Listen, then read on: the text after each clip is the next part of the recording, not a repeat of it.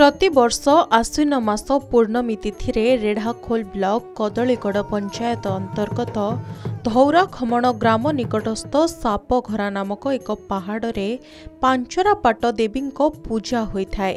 सेहीपरि गतकाली मध्य एही देवी पीठरे पूजा करा जायछि। पहाड़र चारिपट घंच जंगल रे परिपूर्ण आउ एहारी भितरे देवी पंचरा पाटंक पीठ अवस्थित। बणुआ हाथींक पाद चिन्ह आच्छादित जंगली रास्तार नाल नर्दमा डेई आखपाख अंचलर शताधिक मानसिकधारी श्रद्धालु हातरे नड़िया कदली आदि भोग सामग्री धरी पहुंची मां पंचरापाट देवी पीठरे। ढोल निशाण महुरी और घंट वाद्य प्रकम्पित होई उठिथिला समग्र पीठ।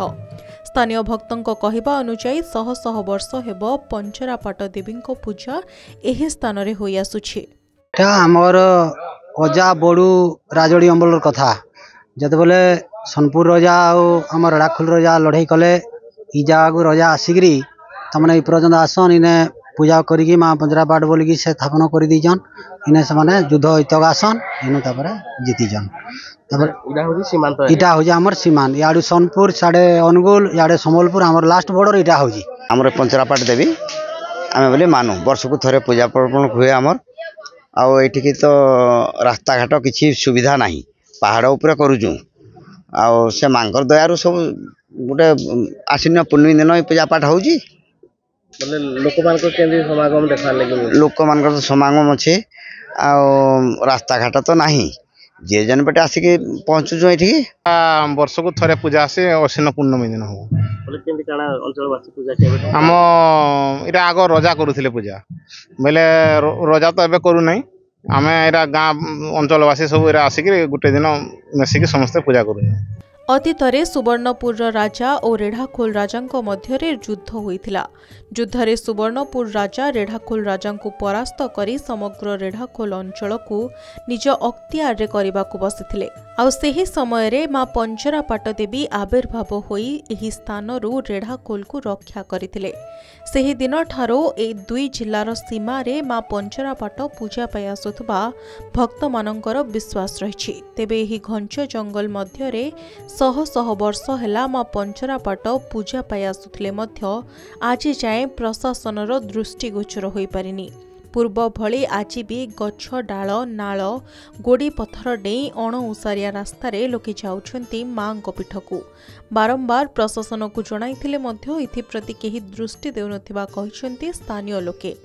एठाकू जीवा पाई भल रास्ताटीए करबा सह खराब होई पड़िथिबा नलकूपटी सजाड़िबा सह मांक स्थान रे एक मंडप करबा पाई सरकार को दाबी करिसंती स्थानीय लोके। एटा हमर आश्विन मास पूर्णमा दिन इटा आगुरु राजुड़ी टाइम रु रजा करुला पूजाटा तारपरे रजा जो उठीगला आम प्रजा माने इतक पूजा करुचु। आश्विन पूर्णमा दिन ये पूजाटा हुए भक्त मान शंख सुवर्ण सब ठीक है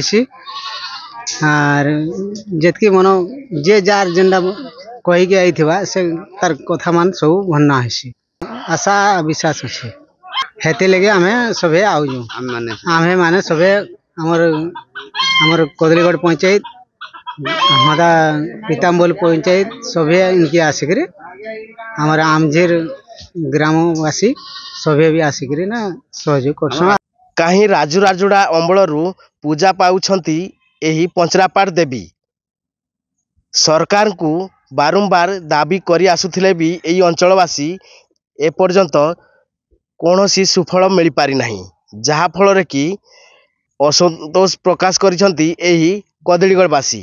देखा जाऊ आगामी दिन रे एही पंचरापाट देवी पीठ उपरे सरकार केते दृष्टि पकाउछंती देखिबाकू बाकी रहिला।